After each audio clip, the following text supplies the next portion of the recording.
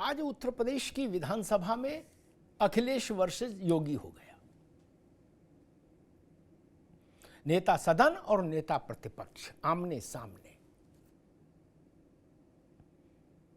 High voltage टकराव।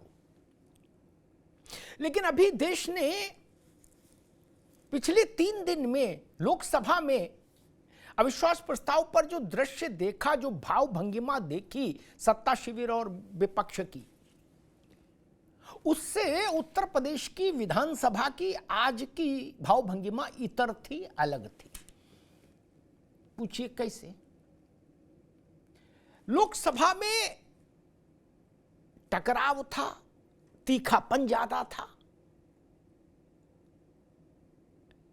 न कहीं हास्य था, न कहीं विनोद था, न कहीं हल्के क्षण थे।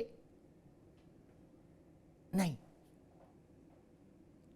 चाहे इधर वालों को देख ले चाहे उधर वालों को देख ले। लेकिन आज उत्तर प्रदेश की विधानसभा में जब ये दोनों महारथी टकराए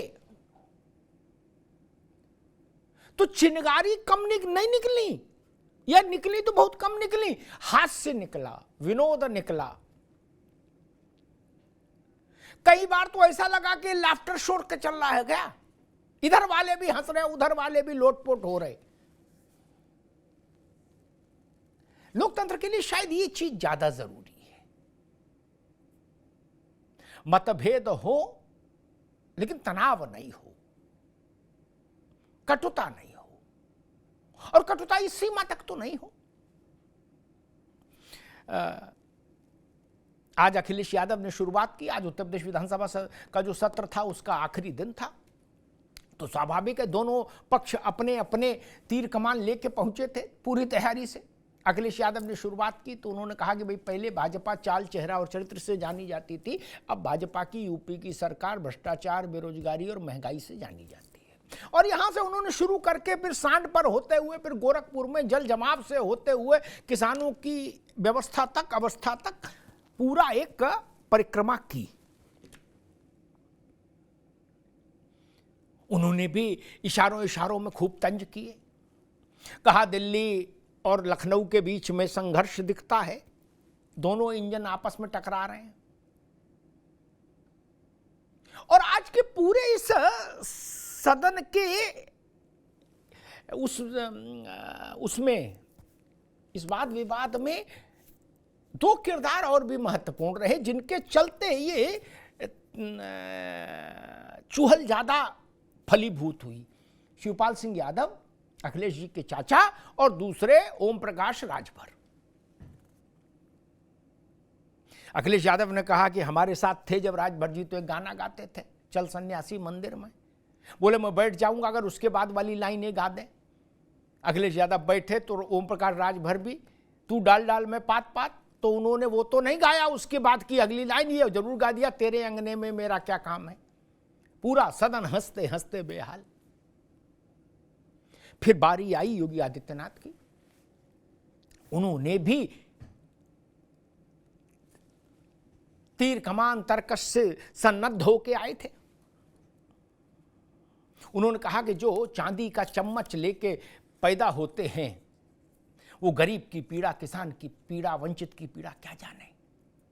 उन्होंने अखिलेश यादव के लिए कहा, दुष्यंत का एक बहुत प्रसिद्ध शेर है, वो पढ़ दिया योगी जी ने, तुम्हारे पांव के नीचे जमीन नहीं, कमाल ये है तुम्हें यकीन नहीं। फिर हंगामा, फिर फव्वारे छूटे, और चलते चलते शिवपाल जी पर पहुंच गए योगी आदित्यनाथ। उन्होंने कहा कि शिवपाल जी अभी भी समय है, सही रास्ता पकड़ लो, क्योंकि 2024 में सपा का खाता नहीं खुलने वाला। योगी ने कहा कि भाई हम शिवपाल जी का सम्मान करते हैं, लेकिन शिवपाल जी की कीमत अखिलेश यादव नहीं समझते और ना समझेंगे। उन्होंने और डोरे डाले। कहा शिवपाल जी पुराने हैं, कई पापड़ बेल, कई तरह के पापड़ बेल के यहां तक पहुंचे हैं, लेकिन भतीजा अब उनकी सुनता नहीं। शिवपाल जी ने कुछ बताना, किसानों को लेकर कुछ बोला, तो योगी जी ने कहा कि भाई ये इमला भतीजे को क्यों नहीं बताई जब सरकार में थे। तो शिवपाल यादव ने कहा कि भतीजे को तो इंजीनियर बनाया फिर मुख्यमंत्री बनाया।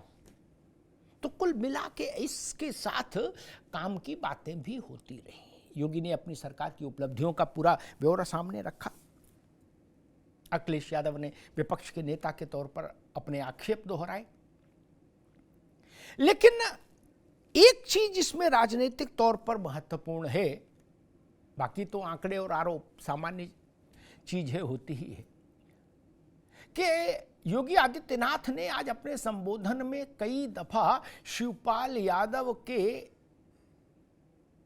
संदर्भ में टिप्पणियां की और ये स्थापित करने की कोशिश की कि शिवपाल यादव समाजवादी पार्टी में अपमानित हैं, उनके साथ न्याय नहीं हो रहा, हुआ अन्याय हुआ, उनकी कीमत को नहीं समझा जा रहा, और साथ में ये प्रस्ताव भी कि अभी वक्त है चच्चा, सही रास्ता चुन लो। तो लाख टक्के का सवाल ये कि क्या योगी आदित्यनाथ, क्या भाजपा शिवपाल यादव पर जाल फेंक रही है, या समाजवादी पार्टी के भीतर शिवपाल यादव को संदिग्ध बनाने की कोशिश कर रही है। दोनों इस राजनीति में दोनों ही संभावनाएं एक साथ चलती हैं। क्या भारतीय जनता पार्टी शिवपाल सिंह यादव के ऊपर डोरे डालने की कोशिश कर रही है, या समाजवादी कुनबे में शिवपाल यादव को संदिग्ध करने की कोशिश कर रही है, ताकि एक इस ढंग का मैसेज जाए कि भाई ऐसा तो नहीं कि शिवपाल जी और बीजेपी के तार जुड़े हों। ये दोनों संभावनाएं हो सकती हैं। सारे मेहमान जुड़े हैं, उनका परिचय करा दें। दीपक सोनकर हैं, भारतीय जनता पार्टी के प्रवक्ता, दीपक जी का स्वागत है। कपिश श्रीवास्तव जी हैं, समाजवादी पार्टी के प्रवक्ता, कपिश जी का स्वागत है। अनिल दुबे जी हैं, रालोद के प्रवक्ता, अनिल जी का स्वागत है। जैनेन्द्र अर्कवंशी हैं, सुबपा के प्रवक्ता, जैनेन्द्र जी का बहुत स्वागत है। आज की अखिलेश यादव वर्सेज योगी आदित्यनाथ के मेगा शो में एक किरदार दोनों तरफ से सबसे ज्यादा चर्चित रहा, वो थे ओम प्रकाश राजभर।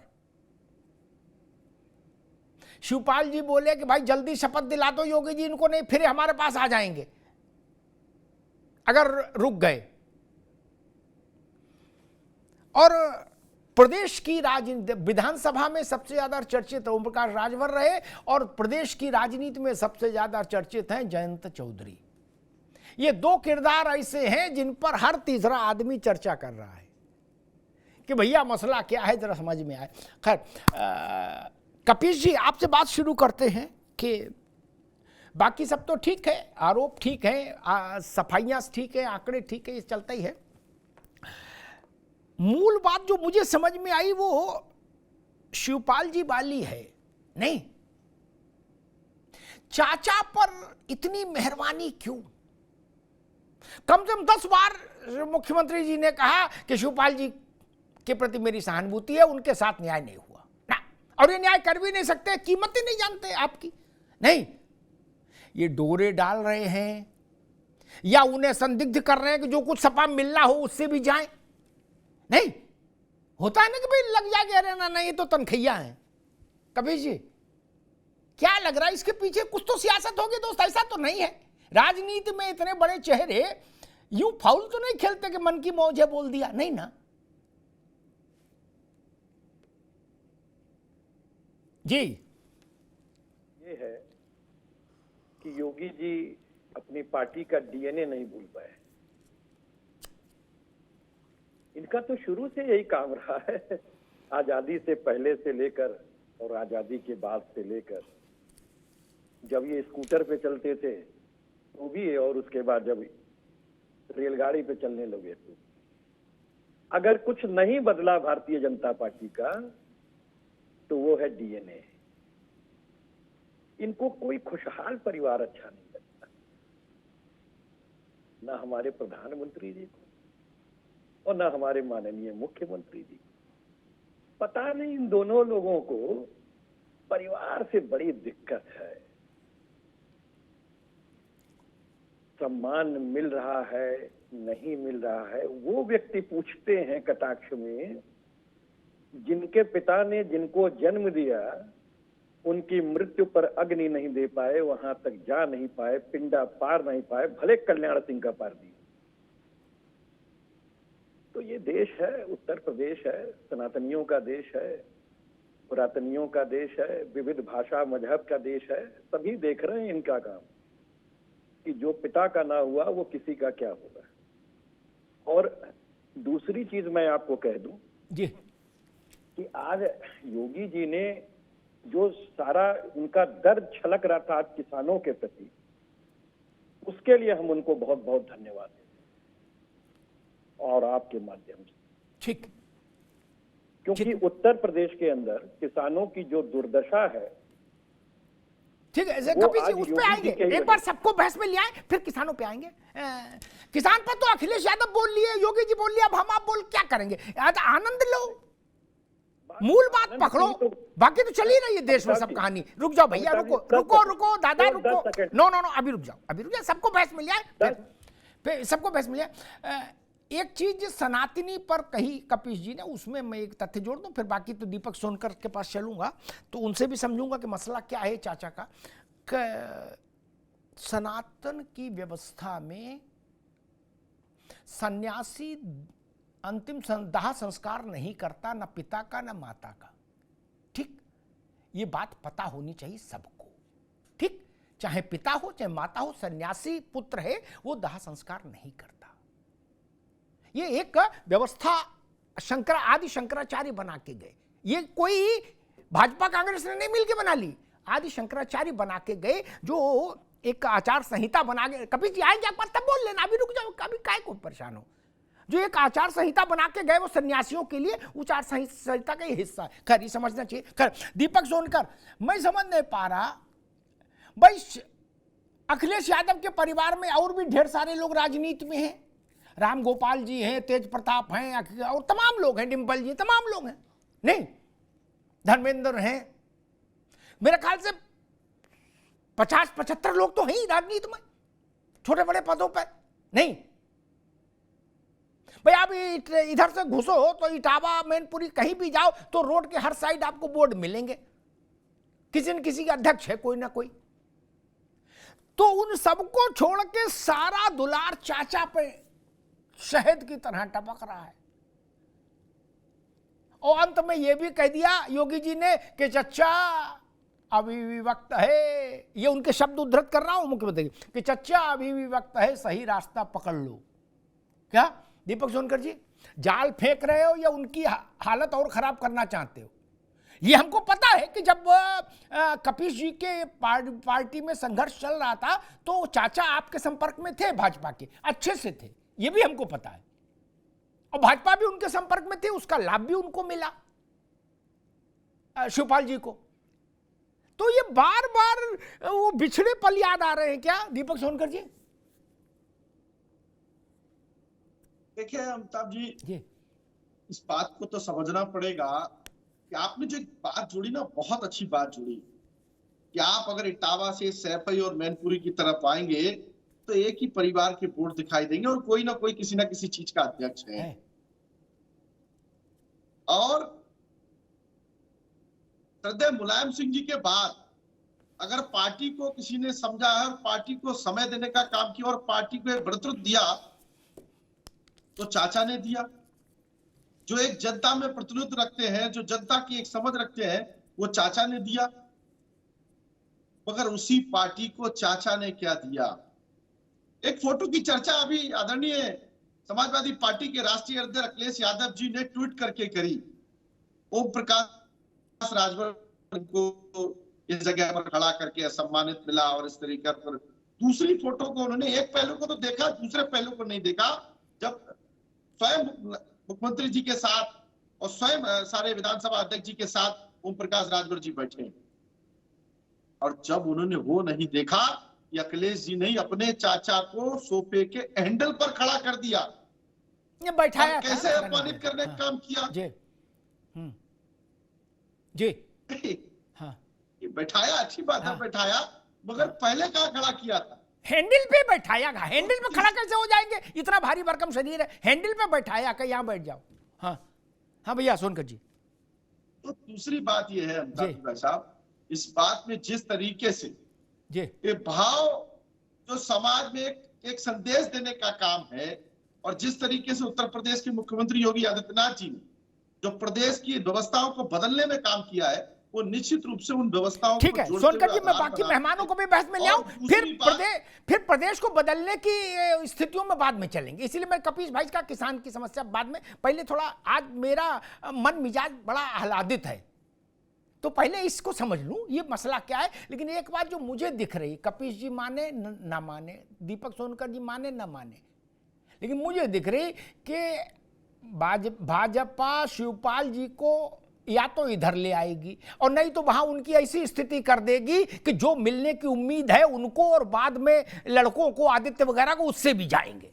या लिख लो मेरी बात, आज लिख लो मेरी बात। इतनी मोहब्बत बड़ी घातक हो जाती है कई बार सियासत में। अनिल दुबे जी, आपका बड़ा स्वागत है। आपके नेता भी ओम प्रकाश राजभर और जयंत चौधरी, दो ही की चर्चा है क्या उत्तर प्रदेश में? समझ ही नहीं आ रहा छोटे चौधरी क्या कर रहे हैं, क्या नहीं कर रहे हैं। ओ, हर पल तस्वीर बदल रही है। नहीं,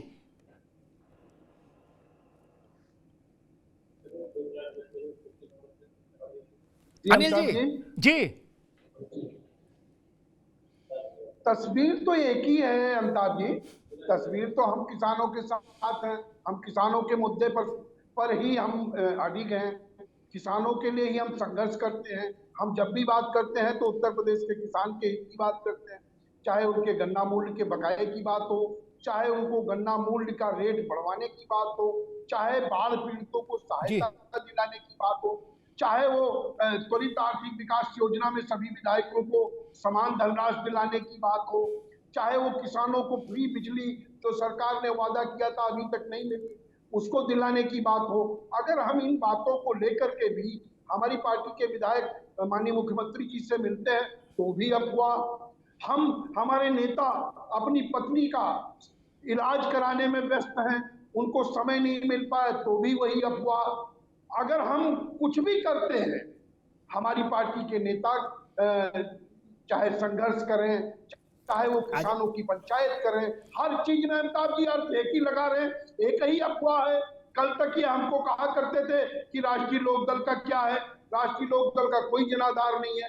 आज ये बिल्कुल अफवाह फैला रहे हैं कि इनको ये हमारे साथ आ रहे हैं। तो इन अफवाहों में कहीं कोई दम नहीं है। चर्चा हो रही है लेकिन वो चर्चा जो है कि अनावश्यक है, उसमें कहीं कोई अमिताभ जी दम नहीं है। ठीक है अनिल जी, आपने कहा हमारे विधायक तो केवल किसानों के हित के लिए मिलने गए थे। ठीक बात है, किसानों के हित के सारे सवाल पूछने के लिए पूरी सरकार सामने मौजूद है, विधानसभा में, वहां नहीं पूछ पाए। नहीं, वहां भी गजब कर रहे हो भाई, आप भी दुबे जी पुराने आदमी हो। और दूसरी बात आपने कही, एक मिनट सुन लो भाई, एक मिनट सुन लो। इसलिए सवाल उठते हैं, हमने चरण सिंह जी का देखा, वो और इंदिरा गांधी एक हो गए, वो तो एम्स में इलाज करा रहे थे, चरण सिंह जी करा रहे थे ना, वहीं एम्स में ही इंदिरा गांधी और वो एक कैसे हो गए, वो घटना बताऊं। इसलिए अजीत सिंह जी अहमद पटेल से मिलने गए, बोले हम सपोर्ट करेंगे नरसिंह राव की सरकार को, और दूसरे दिन मायावती जी के घर पर विपक्षी नेताओं के साथ ऐसे बना दिया क्या? इसलिए चर्चा हो जाती है मित्र। चर्चा कभी बेसिल पैर की नहीं होती, बेबुनियाद नहीं होती। अनिल भाई, आप पुराने आदमी हो, आप तो जानते हो। नहीं, लेकिन इस समय जो स्थिति है, हमने अपने दल की स्थिति क्लियर की। हमारे ऊपर जो इस तरह के आरोप लग रहे हैं, उन आरोपों पर हमने कहा कि हमारा हम ठीक है, किसानों के लिए मिलने हमारे लोग गए। ठीक भाई, शिवपाल जी जब लड़ाई चल रही थी सपा में, तो शिवपाल जी ने कभी प्रेस कॉन्फ्रेंस करके ये माना, रिलीज जारी की कि हमारा भाई बीजेपी से इस वक्त ठीक चल रहा नहीं ना। लेकिन हमको भी पता था, उनको भी पता था, ननकू को भी पता था कि इस वक्त ठीक चल रहा है। चल रहा था कि नहीं चल रहा था? लखनऊ में उसके प्रमाण भी मिले ना। इसलिए राजनीति में कुछ यूं ही नहीं होता, उसके कारण होते हैं, उसके पीछे लॉजिक होते हैं। खैर, जैनेन्द्र जी, आज देखो शिवपाल जी ने छेड़ा राजभर जी को, अखिलेश जी ने छेड़ा और योगी जी हंसते रहे। सब यही पूछ रहे हैं कि भैया रुचना कब लगेगा माथे पर। जुलाई में आए थे एनडीए में, अगस्त आ गया, 15 अगस्त आने को है, अभी तक स्वतंत्रता दिवस नहीं मना कि शपथ हो जाए। जैनेन्द्र जी, देखिए, हम लोग जो भाजपा के साथ दोबारा से आए हैं तो किसी पद लोलुपता या सत्ता लोलुपता के कारण नहीं आए हैं। एक कॉमन मिनिमम प्रोग्राम बनाए, उसके जी। ऊपर आए हैं। और जब भी आगे मंत्रिमंडल विस्तार होगा तो उसमें सम्मिलित किया जाएगा माननीय नेता ओम प्रकाश राजभर जी को भी। दूसरी चीज मैं बता देता हूं कि देखिए, कुछ हमारी शर्तें थी और एक 20 साल से हम लेके चल रहे थे। 2002 से पार्टी गठन के समय से भर राजवंश जाति को ओबीसी से एसटी में शामिल किया जाए। वो हमारे शामिल होते ही माननीय मुख्यमंत्री जी के यहाँ से फाइल भेजी गई है प्रधानमंत्री कार्यालय में, वहां से आदेश आएगा। अब अगला जो फाइल अटकी हुई थी और पिछले साल 11 मार्च को हाई कोर्ट ने भी कहा था कि 2 महीने के अंदर भर राजवंश जाति को ओबीसी से एसटी में शामिल किया जाए। बाकी भी कार्य हैं जो होंगे, लेकिन अगर देखिए पद के बिना भी कार्य हो रहे हैं। जैनेन्द्र भाई एक मिनट बाबू, एक मिनट मुझसे किसी ने कहा कि भाई असाइनमेंट दिया गया दारा सिंह चौहान और ओम प्रकाश राजभर को, घोसी में जीत नहीं, जीत का मार्जिन देखेंगे। ठीक, अगर हमको लगा कि हाँ मार्जिन ठीक है, ये आपकी बदौलत हुआ, तो माथे पर रुचना लगेगा, नहीं तो भैया ठीक है फिर जनसेवा करो। ऐसा मुझे इंप्रेशन दिया गया है। जैनेन्द्र जी, नहीं देखिए, बात ठीक लग रही? नहीं देखिए, राजनीति में 2 पार्टियां जब साथ में आती हैं तो इस तरह से एक दूसरे को पहले से तोल के ही साथ में आती हैं, ना कि साथ आने के बाद एक दूसरे को तोला जाता है। आपने देखा होगा जो चुनाव पूर्व गठबंधन चाहे INDIA बना हो, तो वो उनको पता है एक दूसरे की ताकत, ठीक है। उनको ये भी पता है कि राजनीति में 1+1 हमेशा 2 नहीं होगा, वो कभी 11 भी हो सकता है, कभी 0 भी हो सकता है। तो देखिए, गठबंधन इस तरह से नहीं बनते हैं कि पहले आप साथ में आइए फिर आके प्रूव करिए, नहीं। अगर लड़ाई इस बात की है, वो कह रहे हैं पहले कुछ दिखाओ, तो आप कह रहे नहीं दिखाने के लिए पहले रुचना करो फिर दिखाएंगे, इसकी लड़ाई है? नहीं, इसकी कोई नहीं, इसकी कोई लड़ाई नहीं है। दिखाने को हमारे पास हमने 2017 और 2022 में दिखा दिया। ठीक है जैनेन्द्र बाबू, ठीक है, मैं एक पूर्वांचल की लगभग सभी सीटें भैया भाजपा के साथ गई। 2022 में भाजपा को भी पता है कि हम समाजवादी पार्टी के साथ थे, तो समाजवादी पार्टी की तरफ लगभग 70% सीटें गई और 5 से 7 जिले ऐसे थे जहां पे 0 सीटें भाजपा को मिली थी। तो उनको पता है, तभी उन्होंने साथ लिया है। ठीक, जैनेन्द्र जी ने कहा कि भाई हम तो गरीब और पिछड़े और वंचितों की लड़ाई और सब हाथ मजबूत करने के लिए गए हैं, और ऐसा कोई मामला नहीं है, कोई पद लोलुपता नहीं है। कपिल जी हंसो ने भाई, मुझे याद है अजीत सिंह जी और कांग्रेस में एक बार हुआ कि भाई विश्वास प्रस्ताव नरसिंह राव को वोट करेंगे, तो 3 बातें हुई। अनिल जी ने भी बताया कि हमारा पूरा जीवन पार्टी का किसानों के लिए समर्पित है। वो 3 बातें अहमद पटेल के साथ तय हुई। लखनऊ एयरपोर्ट का नाम बदलना चरण सिंह जी के नाम पर, एक महिला नेता थी उनको केंद्रीय सुरक्षा कवच देना तत्काल प्रभाव से, क्या, और एक तीसरी बात थी वो यहां बोलूंगा नहीं, क्या, उसमें किसान कहीं नहीं था। हमको मालूम है जन्नत की हकीकत क्या है मालिक, ऐसा थोड़ी ना है भैया। अरे हमको कुछ मिले नहीं तो काहे को आदमी पर कहीं खड़ा होगा। सारी झंझट इस बात की है जैनेन्द्र भाई, आप लोग भी ऐसी बात बोलते हो। खैर, कपिल जी, मैं फिर वही बात कहता हूं, आप लोग इस बात पर शोध क्यों नहीं कराते कि भाई आपके 2 चाचा हैं, आपके नहीं मतलब अखिलेश जी के, क्या एक ही चाचा पर सारा दुलार भाजपा क्यों लुटा रही है? नहीं, दूसरे चाचा भी हैं, है ना, लेकिन उधर नहीं जा रही, वो भी राजनीति में है क्या। और शिवपाल जी को दिन में 30 दफा योगी जी टोकते हैं, कहते भाई आपके साथ ठीक नहीं हुआ, न्याय नहीं हुआ। क्या चाहती है भाजपा शिवपाल जी से, आपको क्या लगता है कपिल जी? देखिए, भारतीय जनता पार्टी का कैरेक्टर मैंने आपको पहले भी कह चुक दिया है। भाई पटेल और नेहरू में प्रतियोगिता करा दो, एक अपने आप बड़ा, एक अपने आप छोटा हो जाएगा। अरे अब ये बहुत ओछी राजनीति है, सभी समझते हैं अमिताभ जी, ये बहुत जर्रे की राजनीति है, कोने कोने में, गली गली, कुचे कुचे में चलती है और लोग थूकते चलते हैं ऐसी राजनीति। मैं तो सिर्फ एक बात कहता हूं जी कि मैं थोड़ी सी आपकी उस बात पे आ जाऊं, क्योंकि फिर आप आने नहीं देंगे। शंकराचार्य जी वाला जो आपने मसला कहा, जी शंकराचार्य जी ने या किसी भी मनीषी ने ये नहीं कहा कि जो योगी होगा वो जाकर के मुख्यमंत्री और राजा बनेगा। योग और भोग नदी के दो किनारे हैं, जब इनका मिलाप होता है तो विप्लव होता है। और आप देख रहे हैं कि नफरत की दुकान कितनी खुली हुई। अगर कोई डर के सहम के भी बैठ जाए तो उसको ये नहीं सोचना चाहिए कि बड़ा प्रेम चल रहा है। मैं तो एक बात कहूंगा जी कि ये साजिश और सियासत तलाशते रहे, ये साजिश और सियासत तलाशते रहे और झूठ बोलने की ताकत तलाशते रहे और बन रहे हैं खैरख्वाह किसानों के। और सच्चाई यह है कि हुजूर किसानों पर थार गाड़ी चढ़ाने का रास्ता तलाशते रहे। ठीक बात। और ये जो है किसानों के बड़े खैरख्वाह हो रहे हैं जी। 800 किसान शहीद करा दिए आपकी डबल इंजन की सरकार ने, इसी उत्तर प्रदेश, हरियाणा और पंजाब और दिल्ली के बॉर्डर और राजस्थान के बॉर्डर पे बैठा के। ठीक। उससे भी जब संतोष नहीं हुआ तो आपके केंद्रीय राज्य मंत्री के उकसाने पर उनके पुत्र ने थार गाड़ी चढ़ा करके 4 किसानों का कत्ल कर दिया।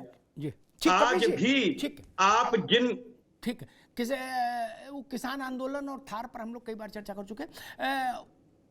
ये बताना जरूरी है ना कि ठीक है, आगे बात। अब मैं दीपक सोनकर के पास चल रहा हूं। लोकतंत्र में सबसे बड़ा अदालत है जनता, वोट, उससे बड़ा कुछ नहीं, बाकी सब कहानी। ठीक, 800 मरे, 1000 मरे, थार चढ़ा दी, हेलीकॉप्टर चला दिया, गोली चली, बम चला, सब ठीक है। ठीक, उसके बाद जनता को वोट देने का अवसर मिला। कोई पापी और हत्यारे को क्यों जिताएगा? किसान ने वोट दिया तभी ना सरकार बनी। बिना किसान के वोट के तो सरकार बन नहीं सकती। बिना किसान के वोट के सरकार बन गई। ये बड़ा विषय है। इसलिए मतलब आज योगी आदित्यनाथ ने, रुकिए भैया, योगी आदित्यनाथ ने इस बात को विधानसभा में कहा भी कि 14, 17, 19, 22 एक बार संयोग हो सकता है, बार बार तो नहीं हो सकता ना। इसी उत्तर प्रदेश में 4 चुनाव कर हिंदुत्ववाद का और जो नफरत का प्रयोग है, ये बार बार हो सकता है, इसमें कौन सी बड़ी बात है? ठीक है दीपक जी वो कह रहे हैं कि भैया भाजपा बार बार नफरत का प्रयोग करके चुनाव जीत रही है।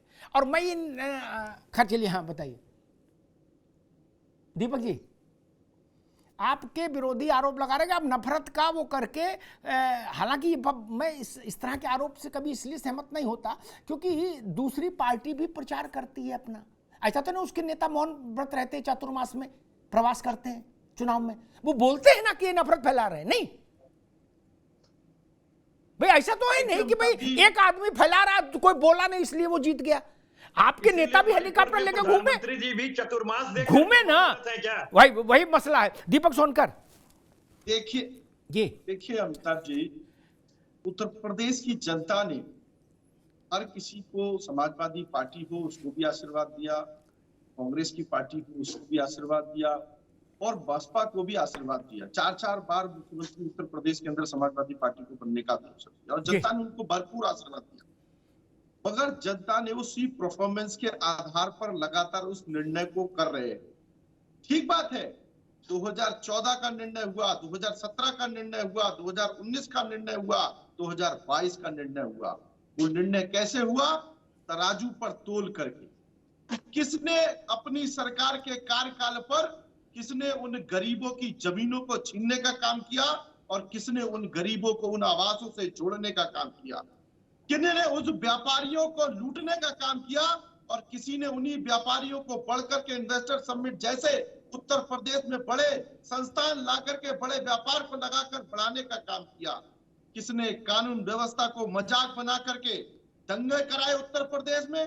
बड़े बड़े दंगइयों को अपने घर पर बिरयानी खिलाई गई और किस तरीके से आज चकिया की दंगेबाजी गलियों से ही निकले सत्ता वाले में है। लोगों को आज अपराधी बनाया दंगेबाजी गया। सत्ता में है। कैसे चकिया और ये की दुनिया गलियों से जान निकले रही है कि वाले दंगा व्यक्ति कौन को कराता है। अपराधी बनाया गया रिसर्च और एनालिसिस कैसे में भी ने इस लगातार बात को कहा है, आतंकवादियों को संरक्षण दिया गया जिसके विभूति और राय साहब कैसे जो है डीजीपी बड़ी पूर्व बड़ी उत्तर प्रदेश के भ्रष्टाचार रह की चुके नींव हैं। खड़ी करी आप उनकी गई पुस्तक और पढ़ लो, आज आपको पता वही चल जाएगा बदलाव कि देश भारतीय के जनता अंदर पार्टी जिन क्या जगहों है पे सत्ता में और नहीं इसी होती है बदलाव के वहां साथ दंगे कराती है। देश तो के दंगेबाज तो देश नंबर की 1 है। देश ये के तो आज से नहीं है, 1947 से चलता चला आ रहा है। अटल बिहारी जी ने भी आपको राज्य धर्म निभाने की बात कही थी। और आप देखिए ना मणिपुर के अंदर किस तरह का आप धर्म निभा रहे हैं। मैं बिल्कुल अमिताभ जी से सहमत हूँ कि इन्होंने लगता है चतुर्मास के अंदर माननीय प्रधानमंत्री जी ने मौन व्रत ले लिया है कि हम मणिपुर पे नहीं बोलेंगे। मणिपुर चल रहा है तो चलते रहे, तो जब चतुर्मास निकल जाएगा तब देखा जाएगा। बात कर रहे हैं, शायद आपको याद होगा 2015 के अंदर आपने एमएसपी भी नहीं बढ़ाई, आपने एमएसपी पे गारंटी का कानून नहीं लाया, दलित किसानों को आपने जिन समाजवादी लोगों को पार्टी के चुनवाया था कार्यकर्ताओं ने उनको मुआवजा और नौकरी नहीं दी। ये सारे किसान देख रहे हैं। जो आपने कहा था कि उत्तर प्रदेश और किसानों के लगातार बिजली का करके उत्तर प्रदेश के बिजली का माफ कहाँ हुआ? किसानों के बिजली का बिल माफ आपने किसानों के बिजली का माफ नहीं किया। आपने देश की बिजली का बिल माफ नहीं किया और झूठ पर झूठ दे रहे और झूठ ताकत से बोलने के लिए आप ताकत दे रहे और आप झूठ बोलने के लिए कवायद विधानसभा और संसद के ठीक, सख्त बना रहे हैं। दोनों मित्रों को रोकूंगा, दोनों मित्रों को रोकूंगा। मैं अनिल दुबे जी के पास चलूंगा। अनिल दुबे जी, एक बुनियादी सवाल खड़ा होता है, कोई भी राज्य हो 5 साल पूरा शासन करने के बाद जब सरकार चुनाव में जाती है पार्टी के रूप में, तो लफाजी तो नहीं चल सकती। 5 साल में उसका शासन कैसा रहा है जनता के सामने होता है। ठीक, वो किसी नेता के कहे पे भरोसा क्यों करे? उसने 5 साल खुद ही देखा है शासन कैसा। उसके लिए रालोद, भाजपा, सपा, बसपा कहने पे थोड़ी भरोसा करेगा आदमी। उसने खुद देखा है ना, चाहे किसान हो, चाहे व्यापारी हो, चाहे नौजवान हो, चाहे दलित हो, चाहे पिछड़ा हो, चाहे अगड़ा हो। नहीं, और अगर 38 साल बाद कोई सरकार निरंतरता में लौट के आई तो ये आरोप कैसे स्वीकार कर लें कि ये फर्जी थे और हम असली हैं और इनने कुछ नहीं किया और सबके ऊपर बुलडोजर चला दिया और हम असली थे और हम, तो ये बात तो नहीं आएगी। फिर इसका मतलब आप उत्तर प्रदेश के 25 करोड़ लोगों को नासमझ समझ रहे हैं। अनिल जी, ये बेसिक सवाल है। कोई सरकार रिपीट कैसे हो सकती है, मुझे समझाओ ना। ये अमिताभ जी, आप तो बहुत विद्वान पत्रकार हैं। आपसे बेहतर इस चीज को कोई नहीं जानता। आप तो गुणवत्ताओं की पकड़ रखते हैं, जमीनी पकड़ है आपके पास। आप ये देखिए कि इन्होंने नैरेटिव क्या सेट किया। इन्होंने नैरेटिव जो सेट किया वो विकास का मुद्दा ही नहीं आने दिया। इन्होंने किसानों के मुद्दे को आने ही नहीं दिया। ये तो धर्म पे ही उठाए रखते हैं। अब आप चलिए 2024। अरे भैया अनिल जी, आप लोग तो किसान के मुद्दे पर गंगा जल हाथ में लेके थे ना मैदान में, और तुलसी का पत्ता लेके। फिर आपकी बात क्यों नहीं सुनी जनता ने? ये सवाल नहीं पूछे, इसका मतलब आपको खारिज कर दिया। फिर तो यही बात आई। इन्होंने हिंदू और मुसलमान से, अच्छा आप मुसलमान थे, आप भी तो हिंदू हैं, आपकी बात क्यों नहीं सुनी? ये अब हम ध्रुवीकरण नहीं कर सकते ना। हम समाज को बांटने की बात नहीं कर सकते ना। हम तो समाज को जोड़ने की बात कर रहे हैं और ये समाज में अलगाववाद की बात कर रहे हैं। नहीं, मेरा सवाल ये नहीं था अनिल भाई, मेरा बेसिक सवाल था कष्ट देने वाला शासन रिपीट कैसे हो सकता है? इंदिरा गांधी ने कष्ट दिया, सरकार से चली गई, चुनाव हार गई खुद। आपको इतिहास तो पता ही है। मुझे ये बता दोगे अग्निहोत्री जी, कष्ट देने वाला शासन को भी जनता रिपीट करती है खुशी खुशी? मुझे बता दो। अगर शासन कष्ट दे रहा है तो उसको मैं वोट नहीं दूंगा, कोई नेता कहे, कोई अभिनेता कहे, इससे क्या फर्क पड़ता है? नहीं, ये कष्ट की बात को उम्र। अब आप ये देखिए, सन 80 में दंगा होता है, आज तक इनकी कितनी बार सरकारें रही हैं। 80 के दंगे की रिपोर्ट के पहले नहीं रख सकते थे। आज जब 2024 आया तो ये 80 के दंगे इनको याद आ गए। आज मुख्यमंत्री जी विधानसभा में स्वर्गीय चौधरी चरण सिंह का जिक्र कर रहे थे, उनके की गांव का और विकास का रास्ता गांव किस खेत और खलिहान से होकर गुजरता है। आप ये बताइए, इन्होंने 2014 से लेकर के चौधरी साहब के बारे में जो वादे किए थे एक भी इन्होंने पूरा किया? 2014 से लेकर के आज 2023 है, माननीय प्रधानमंत्री जी या इनका कोई मंत्री किसान घाट गया हो? उन्होंने किसी ने चौधरी साहब को भारत रत्न या पद्म विभूषण देने की बात की हो? इन्होंने कहीं उनके नाम से कोई योजनाएं शुरू करने की बात की हो? ये तो विकास के मुद्दों से, बुनियादी सवालों से भागने की बात करते हैं। ये समाज में विघटन की बात करते हैं, समाज को बांटने की बात करते हैं। ठीक ठीक भैया सोनकर जी, जो कह रहे हैं अनिल जी उसका जवाब दो। वो कह रहे हैं हम लोग असल में सीधे हैं और हम लोग विकास की बात करते हैं इसलिए चुनाव हार जाते हैं, वो ऐसा कह रहे हैं। देखिए विकास किसने किया?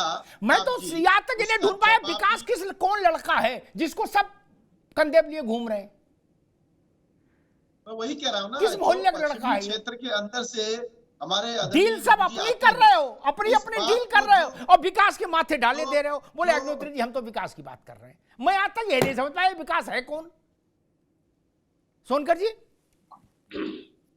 देखिए, विकास जो जिस तरीके से बदलता हुआ चुनाव और बदलता हुआ प्रदेश का माहौल है, जो पश्चिम क्षेत्र से की बात अगर आप कर रहे हैं अनिल जी भाई, इनको देखना चाहिए कि मुजफ्फरनगर के दंगों में कैसे लोगों को प्रवृत्त किया गया, कैसे उनके साथ में दंगा कराने वाले लोग मुख्यमंत्री के घर पर जाकर के बिरयानी खा रहे थे।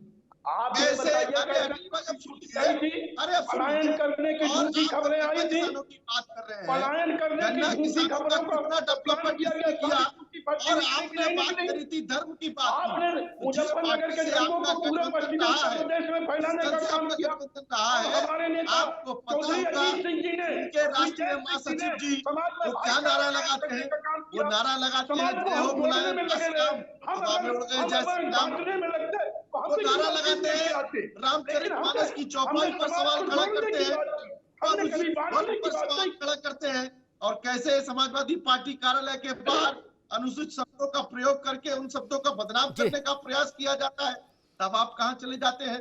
तो जिस तरीके से आज बदल करके प्रदेश खड़ा हुआ है, पश्चिम क्षेत्र के अंदर भी जिस तरीके से किसानों का साथ उत्तर प्रदेश में किसानों के आंदोलन हुए, पश्चिमी उत्तर प्रदेश। भाई रुकिए, एक मिनट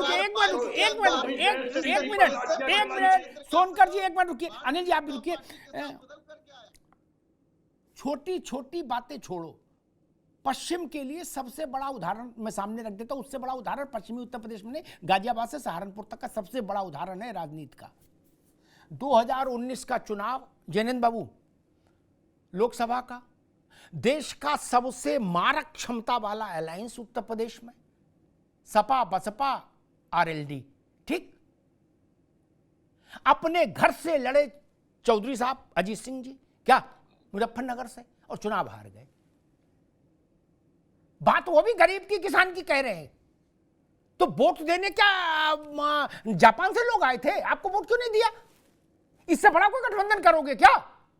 अमिताभ जी, अगर इतने बड़े गठबंधन में भी हार गए भैया, तब फिर कब जीतोगे ये तो बताओ। गांव में बूथ कैप्टन की शिकायत। अरे गजब करते भाई, कैसे जीतोगे वो, कब जीतोगे फिर ये तो बताओ जैनेन्द्र जी। इससे बड़ा अलायंस तो नहीं हो सकता भारत में क्या? रुको भाई दीपक सोनकर, ये मैं समझ नहीं पा रहा। इतने बड़े प्रचंडतम अलायंस, मायावती, मुलायम सिंह, अजीत सिंह एक मंच पर, क्या उसके बाद मुजफ्फरनगर से चौधरी साहब चुनाव हार गए। अब तो यही बचा था कि भाई निर्दलीय वो उनको निर्विरोध चुन लेते, वोट में तो फिर नहीं जीत सकते। नहीं, बेईमानी तो कहीं भी हो सकती है अमिताभ जी, बेईमानी कितनी की थी। अच्छा, जब जीते तो ईमानदारी से चुनाव हुआ, जब हारे तो बेईमानी। अनिल जी नहीं, तो जब हारे जैनेन्द्र वो पहले भी हारे, 2022 की विधानसभा में कितने विधायक हराए गए भैया, वो पहले भी हारे हैं अजीत सिंह विधानसभा में। अनिल भाई एक मिनट रुको भाई, दीपक सोनकर रुको। अनिल भाई, अजीत सिंह पहले भी हारे हैं, सतपाल सिंह से भी हारे हैं, उनसे भी हारे थे, सोमपाल जी से भी हारे थे, है ना? तब भी बूथ कैप्चरिंग हो गई होगी। ये क्यों नहीं मानते हो कि हाँ हार रहे थे? मानना चाहिए मित्र। नहीं, जब कोई कमी रही, जब हम हर चीज की शिकायत एक कर रहे लिमिट थे, है। तो कब तक, खैर जैनेंद्र इसमें रघुवंशी, तो- मैं वही भाई, समझना आप चाह रहा हूं। लेते हैं, सब बोलने लोग नहीं कहते हैं कि हम गरीब की किसान की बात कर रहे थे इसलिए चुनाव हार गए। आपसे सवाल मेरा ये है, पहले सुन लीजिए सवाल। गरीब और किसान को जोड़ दें तो भारत की 80% आबादी हो जाती है। क्या 80% की बात करने वाला वोट से चुनाव हार गया, 20% वाला कैसे जीत जाएगा? मुझे गणित समझाओ। जैनेंद्र रघुवंशी, मैं एक चीज स्पष्ट कर दूं कि जी। देखिए, आरएलडी का जो प्रभाव है वो पश्चिमी उत्तर प्रदेश में है जरूर, लेकिन इन्होंने केवल बातें की हैं। हालांकि अब थोड़ा बहुत दोबारा से कॉन्फिडेंस जागा था लोगों का, लेकिन फिर भी चुनावों में उतना कॉन्फिडेंस ये लोग उत्पन्न नहीं कर पाए। अगर आप देखेंगे, हमारा गठबंधन सपा और आरएलडी के साथ जो था 2022 में, तो 2017 में इनको जाटों का 57% वोट मिला था सपा को, लेकिन 2022 में केवल 34% रह गया, लगभग 23% की गिरावट आई थी।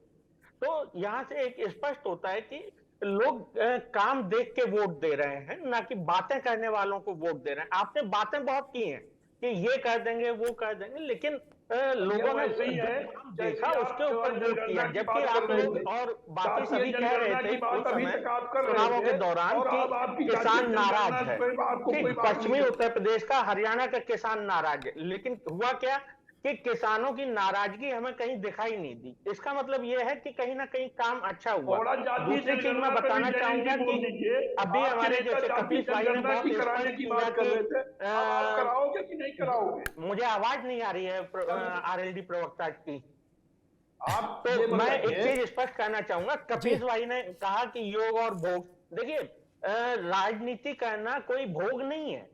अगर आपको लगता है, हो सकता है कि आपके नेता यही मान के भोग के लिए राजनीति करते हो, लेकिन माननीय योगी जी या हमारे नेता भोग के लिए राजनीति नहीं करते, जनता की सेवा के लिए राजनीति करते हैं। आपको याद होगा कि जब भगवान हनुमान शिक्षा ले रहे थे सूर्य से, तो कुछ चीजें ऐसी होती है कि उनको भी शैलचिला जी से शादी करनी पड़ी थी जो सूर्य की पुत्री थी। ठीक है, तो इसका मतलब ये नहीं है कि हनुमान जी शादीशुदा हैं, नहीं, हनुमान जी ब्रह्मचारी हैं, लेकिन शिक्षा ग्रहण करने के लिए ये कार्य करना पड़ा। तो आपको समझना होगा, योगी आदित्यनाथ आप मुख्यमंत्री धोखे नंबर 1 हो। एक मिनट रुको, सब लोग रुको, एक मिनट रुको भाई, एक मिनट रुको। कपीस जी एक मिनट, और जैनेंद्र रघुवंशी रुकिए, अनिल जी रुकिए, अनिल सब लोग रुकिए। मैं समाजवादी पार्टी के मित्र से कहूंगा, राजभर जी पर संभल के बोलो। ठीक, भरोसा नहीं कल फिर नमस्ते करना पड़े तब क्या करोगे? इसलिए उन पर संभल के बोलो, बाकी सब ज्ञान ठीक है। नमस्ते कभी भी करना पड़ सकता है, ध्यान रखना। अरे भाई, तो नमस्ते वो करें, हमने तो सम्मान के लिए आजाद। ना, मैं क्या कह रहा हूं, सपा से मेरी सलाह है, कब वो अखिलेश यादव के साथ मंच पर दिख जाएंगे तो आपको नमस्ते करनी होगी ना। इसलिए प्रधानमंत्री नंबर 1 का झूठा है, मुख्यमंत्री को भिक्षा मंगाएंगे और उसके बाद प्रधानमंत्री जी और हमारे माननीय मुख्यमंत्री जी राजभर साहब के चरणों में लोटन पोटन हुए। ये समाजवादी पार्टी का कल्चर नहीं है। ये गाली दी थी इन्होंने और गाली बर्दाश्त की है। भाई ठीक है, दुधारू गाय की लात बर्दाश्त करनी पड़ती है। आप एक मिनट दीपक सुनकर एक प्रश्न, एक मिनट रुकिए, एक बात मैं रख दूं सामने, एक मिनट रुकिए, एक मिनट दीपक सुनकर आ रहे हैं आपके पास। जब गठबंधन हुआ था पिछले, एक मिनट आ रहे हैं भाई, आप ही के पास आ रहे हैं दीपक सुनकर। जब गठबंधन हुआ था तो अखिलेश जी ओम प्रकाश राजभर को पलकों पर बैठाए थे। आज कपीस जी करे लोटन पोटन ने उनकी हैसियत बहुत बड़ी थी। क्या जहां कहां सपा के 6 बार के सांसद और विधायक मंत्री ने घुस पाते थे, वहां बगल में बैठते थे, पांव रख के राजभर, ठीक है ना। और कल फिर वही हो जाएगा दोस्त, इसलिए लोटन पोटन मत बोलो, ये राजनीति है बड़ी रपटनी। फिर दीपक सोनकर, दीपक सोनकर चाचा जी को भी दे देते, समाजवादी पार्टी है तो चाचा जी को अधिक सम्मान देने का कारण था कि राजभर साहब इस समय सम्मान पाने की दौड़ कर रहे हैं। सब लोग सब क्या कर, अभी दीपक सोनकर थोड़ा सम्मान चाचा को दे दिए होते। आप सम्मान की बात कर रहे हैं। और झूठा कौन है? वो प्रदेश की जनता, देश की जनता लगातार बता रही है। झूठा कौन है? जिसने प्रदेश की जनता के साथ, देश की जनता के साथ गड़बड़ करने का काम किया। उसकी पैसों की कमाई जो सैफई महोत्सव में लगा करके झूठ बहा बोला गया, जो भ्रष्टाचार से गोपी नंबर प्लेट बनाएगा, झूठ बहा बोला गया, जो बड़े बड़े लैपटॉप के वितरण में घोटाला किया गया, झूठ बहा बोला गया, जब मुजफ्फरनगर का जंगलियों को कलेक्शन देने का काम किया गया, झूठ बहा बोला गया। तब जिस तरीके से लगातार कानून व्यवस्था को मजाक बनाया गया, झूठ बहा बोला गया, जिस तरीके से लगातार जनता को गुमराह करके उनकी मेहनत की कमाइयों को अपने परिवार की झोलियों में भरा गया, झूठ बहा बोला गया। जब जिस तरीके से जनता की गाड़ी कमाई को सैफई महोत्सव में लुटाया गया, झूठ बहा बोला गया। तब आप उसकी बात करते हैं और आप बात करते हैं जिस तरीके से लगातार धर्म और नाम पर लोगों को गुमराह करके, अब वो चलने वाला नहीं है। ठीक है, ठीक है, ठीक है, ठीक है। और लगातार उस परफॉर्मेंस के आधार पर 2014 से इसकी जनता का आशीर्वाद देश ठीक, के रुकना होगा। अभी दोनों लोगों को रोकेंगे, दोनों लोगों को रोकेंगे। मैं एक सवाल अनिल जी से लूंगा। अनिल जी, सारी सैद्धांतिक बातें एक तरफ, बड़ा प्रैक्टिकल प्रश्न है। क्या निकट भविष्य में, चूंकि मेरी समझ ये कहती है अगर अलायंस होना होगा तो राजस्थान के चुनाव से पहले जयंत का अलायंस हो जाएगा भाजपा के साथ, ठीक है ना? क्या आरएलडी और भाजपा के बीच में गठबंधन की, समझौते की कोई गुंजाइश है या नहीं, या आप सिरे से खारिज कर रहे हैं कि ना जी कतई नहीं, कतई संभव नहीं? हम इंडिया के साथ जी, इंडिया गठबंधन में हम हैं और हमारे नेता चौधरी जयंत सिंह जी बंबई की मीटिंग में भी जा रहे हैं। तीसरी बैठक है बंबई में और इंडिया के साथ है। जाना अलग चीज है। प्रफुल्ल पटेल मीटिंग से ही तो आए थे पटना से, जब पार्टी तोड़ दी आते ही। वो भी मीटिंग में लिट्टी का खा के आए थे, मीटिंग में नहीं गए थे क्या? मीटिंग से ही आए थे। चौधरी जयंत सिंह जो है वो जो कहते हैं वही करते हैं और वो इंडिया के साथ है, इंडिया गठबंधन के साथ है। और अगर उत्तर प्रदेश में, पश्चिमी उत्तर प्रदेश में कोई लड़ रहा हो तो वो चौधरी जयंत सिंह जी हैं, भारतीय जनता पार्टी से लगातार लड़ने का काम करते हैं। चाहे वो मैं कह रहा हूं लड़ते लड़ते गलवैया की कोई संभावना है या नहीं, मैं सिर्फ इतना पूछ रहा हूं। नहीं, अगर हमारा कॉन्सेप्ट ही क्लियर है कि हम इंडिया के साथ हैं, 2024 हम इंडिया के साथ रहेंगे, हम विपक्ष के साथ हैं। विपक्ष की मीटिंग में कल बैठे थे। ठीक ठीक, बैठकें होती रहती। जैनेंद्र अर्कवंशी, अब पक्का है राजभर जी इधर, या वो भी ये देख रहे हैं कि भाई शपथ ग्रहण कराते हो कराओ, नहीं तो फिर हम भी देखें चल के, ऐसा कुछ है मामला, या वो है? नहीं, बिल्कुल ऐसा कोई मामला नहीं, अरे पक्का अगर हम पूछ लेते हैं, बाकी तो हमको पता राजनीति में कुछ पक्का होता है क्या भैया? नहीं, अगर आपको एक वक्तव्य किसी गाड़ी में बैठ के जाते हो, उतर कहीं पड़ते हो? नहीं अमिताभ जी, एक वक्तव्य हमारे नेता ने जब हम सपा के साथ थे बहुत स्पष्ट कहा था कि हम गठबंधन के साथ हैं, चाहे हमें सीट मिले ना मिले या पद मिले ना मिले। वही आज भी स्थिति हमारी बिल्कुल स्पष्ट है कि ऐसा कुछ भी नहीं है। दूसरी चीज, आरएलडी के लिए बस इतना ही बोलना चाहूंगा कि आखिर तुम्हें आना है, जरा देर लगेगी। ये किसके लिए कह रहे हो आखिर तुम्हें आना है, जरा देर लगेगी?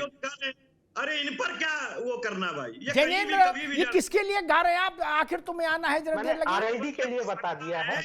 लो भैया अनिल जी, वो गाना गा रहे हैं, आखिर तुम्हें आना है जरा देर लगेगी। नहीं तो हम तो 2024 में आ ही रहे हैं, 2024 में हम सरकार बनाने जा रहे हैं। नहीं, हम तो गठबंधन की तरफ बता रहे हैं। 2024 में तो विपक्ष हम तो 2024 में आ ही रहे हैं। मुख्यमंत्री योगी जी ने भी यही कहा, 0 हो जाएगा। जैसे भाजपा के पराभव की शुरुआत हो चुकी है, आपका गाना बिल्कुल ठीक है, 2024 में इंडिया आ रही है। वो तो जनता तय करेगी।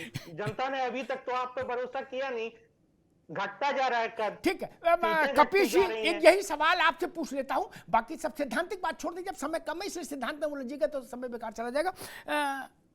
आपको अपने पार्टनर पर पूरा भरोसा है आरएलडी पर, या आपको लगता है कि नहीं कुछ बातें हैं जो कहीं घटित हो रही हैं, कुछ सुगबुगाहट है?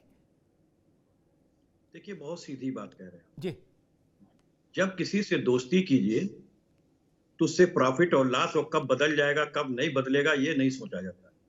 और समाजवादी पार्टी ने कभी ये सोचा है ना सोचा कि समाजवादी पार्टी अपने दिल से मित्रता निभा रही है। और आप देखिएगा कि इंडिया की जो टीम है वो निकम्मा दल अलायंस पे बहुत भारी पड़े। जी ठीक।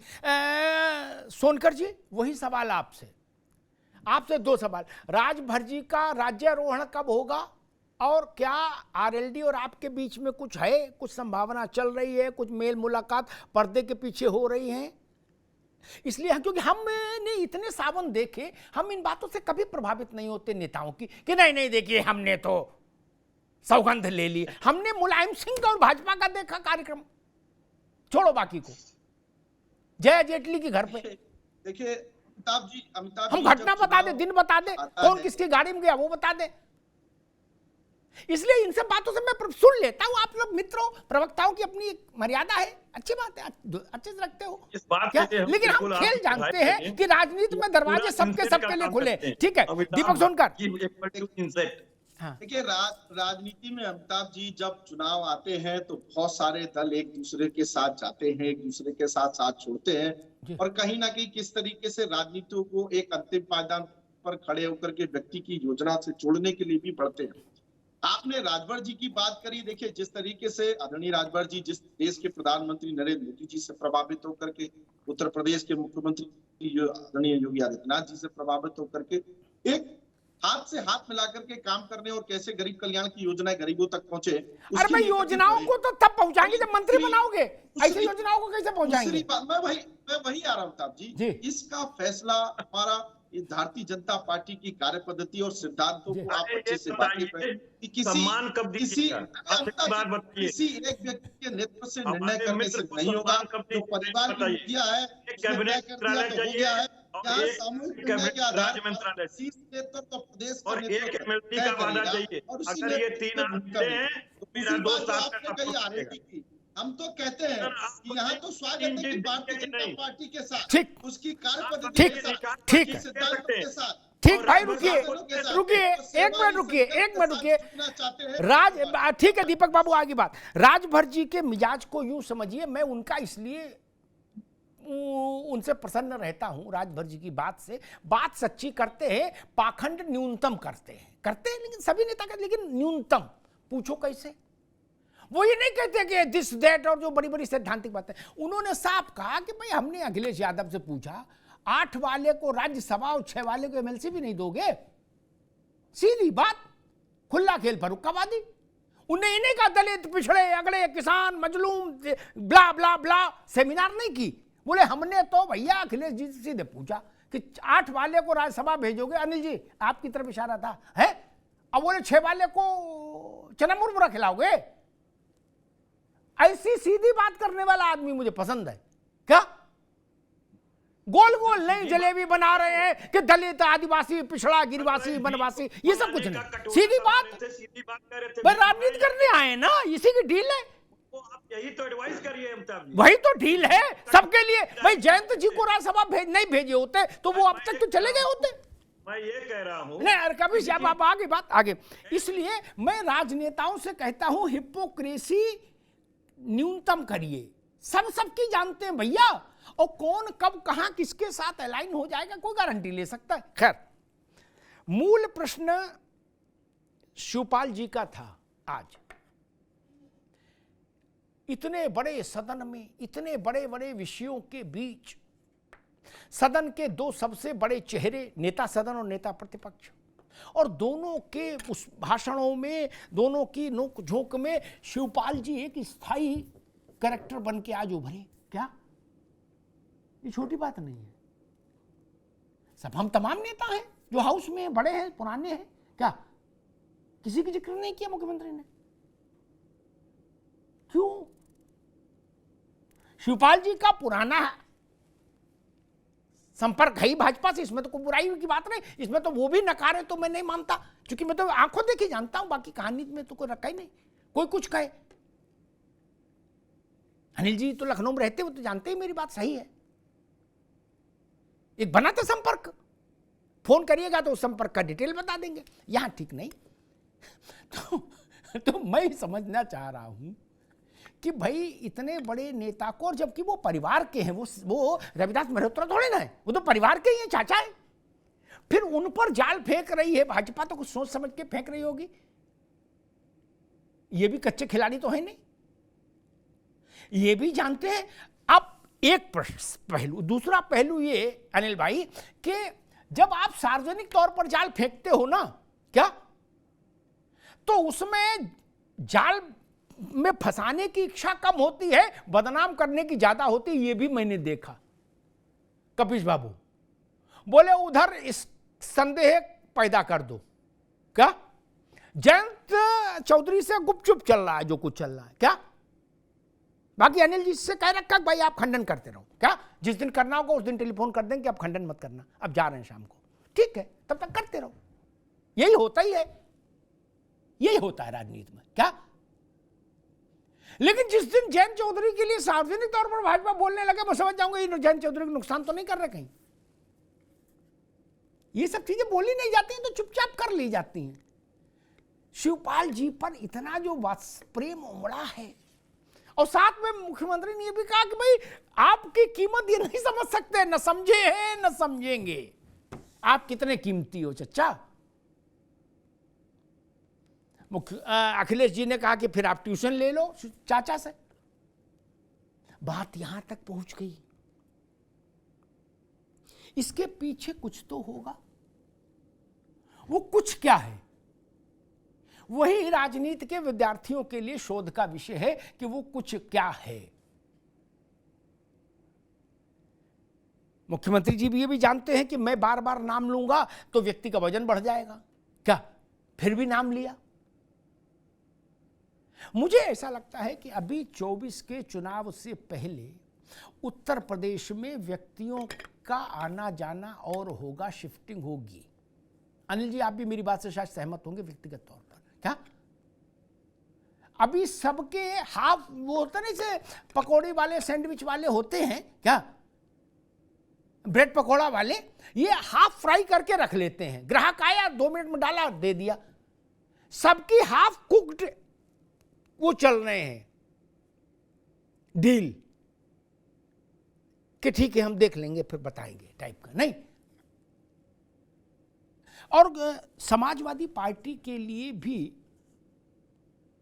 और दारा सिंह चूंकि सपा से आए, दारा सिंह और ओम प्रकाश राजभर, इन दोनों के लिए और सपा के लिए घोसी का चुनाव सबसे ज्यादा प्रतिष्ठा का चुनाव होने जा रहा है। लिख लीजिए, गाजीपुर में बाई इलेक्शन नहीं हो रहा है, ये भी जानकारी ले लीजिए। गाजीपुर पार्लियामेंट्री सीट का बाई इलेक्शन नहीं हो रहा है, केवल घोसी असेंबली इलेक्शन है बाई इलेक्शन।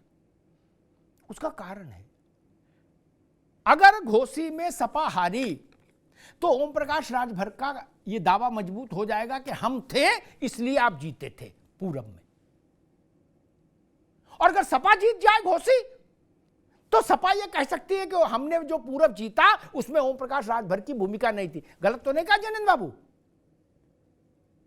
यही बात निकल कर आएगी। और दारा सिंह को अग्नि परीक्षा तो देनी पड़ेगी भैया। छोड़ के गए थे, वापस आए हो तो एक बार धर्म कांटा पे तो खड़ा होना पड़ेगा, वजन तो तोलना पड़ेगा। अनिल जी वजन तो तोलवाना पड़ेगा कि कुछ बचा है कि नहीं। सियासत बड़ी निष्ठुर होती है मित्र। तो दारा सिंह को भी सबूत देना होगा कि हां मेरे पास वजन है, और ओम प्रकाश राजभर को सबूत देना होगा कि मेरे आने से सुई का कांटा इधर घूमता है पूरब में। और जयंत जी के लिए मैं एक बात जरूर कहूंगा, क्या होगा मुझे नहीं पता, वो लोग बड़े राजनेता हैं, अपना चिंतन मनन करेंगे। लेकिन आंकड़े बताते हैं कि अजीत सिंह जी से लेके और आज तक अगर आरएलडी का स्वर्णिम काल कभी रहा तो वो भाजपा के साथ गठबंधन में ही रहा था अनिल जी, है ना। उसके बाद आरएलडी जीत के लिए संघर्ष करती रही हमेशा, नहीं पराजयों से जूझती रही, जीत की आशा में। 2009 था शायद अनिल जी, ठीक है ना, जब सबसे ज्यादा रोली चंदन लगा आरएलडी के माथे पर भाजपा के साथ जाने पे, क्या। और साइकिल के साथ रहने में जयंत जी की राज्यसभा के अलावा तो कुछ मिला नहीं। सर्वाधिक नुकसान उठाया। जब अजीत सिंह चुनाव हार जाएं छोटी बात है क्या? माइनॉरिटी ही आपको चुनाव जिता देती, माइनॉरिटी और जाट नहीं जिता देते चुनाव। मुजफ्फरनगर में क्यों नहीं वोट पड़ा, वो समझने का विषय है मित्र, और बड़ा विषय है। उसके मतलब उसके आप जितना नीचे जाएंगे वहां आपको पता लगेगा डायनेमिक्स बदल गई जमीन पर वहां पश्चिम में। और नूह में जो हिंसा हुई, कुछ तपिश उसकी भी पश्चिम में है अनिल जी, मुझे लगता है। जो जाति की बैठकें होती हैं ना, उनमें जो चर्चा होती है वो राजनीतिक फैसलों को प्रभावित करती है। 2013 के बाद से उस इलाके में समाजवादी पार्टी को लेके जो भाव पैदा हुआ था मुजफ्फरनगर दंगों के बाद, वो भाव गया नहीं कभी अभी तक। यही सपा के लिए मुश्किल है और यही अजीज आरएलडी के लिए मुश्किल है। और मुझे याद है अनिल जी ने कहा कि हम इत्तेहाद के लिए लगे रहे, एकता के लिए, ठीक बात है। लेकिन मुझे याद है जब मुजफ्फरनगर का दंगा हुआ था तो अजीत सिंह जी से मेरी बात हुई तो मैंने कहा कि आपको जाना चाहिए दंगे में, आपको सब कौन आपको नुकसान पहुंचा सकता है, जहां बोरा डाल के बैठ जाएंगे वहीं मेला लग जाएगा, लेकिन आपको अपने इलाके में होना चाहिए। पहले तो वो राजी नहीं हुए, फिर राजी हुए तो चिट्ठी जारी करके राजी हुए कि इतने बजे कल यूपी गेट पर। क्या स्वाभाविक है, पुलिस को सूचना देना था। आ गई पुलिस, गाड़ी में ले गई, वापस बोले हम तो जा रहे थे, ले जाने नहीं दिया गया। उतने जब जो सबसे बड़ा संकट काल था पश्चिमी उत्तर प्रदेश के लिए मुजफ्फरनगर का दंगा, तब अजीत सिंह को वहां होना चाहिए था। वो नहीं गए, कारण कुछ भी दीजिए बाद में आप। जब आप वहां नहीं गए तो मन उचटता है और भाजपा का पेनिट्रेशन वहीं से हो गया। फिर वहां संजीव बालियान यूं ही नहीं जीत गए, जमीन घूमी अपनी धुरी पर, उसने अर्ध परिक्रमा की, चीजें बदल गई, राजनीति का समाजशास्त्र पश्चिम में बदल गया है। ये महत्वपूर्ण, इसलिए जो विधायकों की बात कही और अनिल भाई ने कहा कि वो खेती किसानी की बात करने गए थे, मुझे लगता है वो फसल पर बात करने गए थे। क्या कि फसल का क्या रेट रहेगा, बात बन जाएगी तो मुझे लगता है खिड़की खुल जाएगी और राजभर जी को इंतजार करना होगा, ऐसा मुझे लगता है। घोसी के चुनाव तक घोसी का रिजल्ट आ जाएगा, उसके बाद दारा सिंह और ओम प्रकाश राजभर के राज्यारोहण की स्थिति बनेगी, ऐसा मुझे लगता है। धन्यवाद।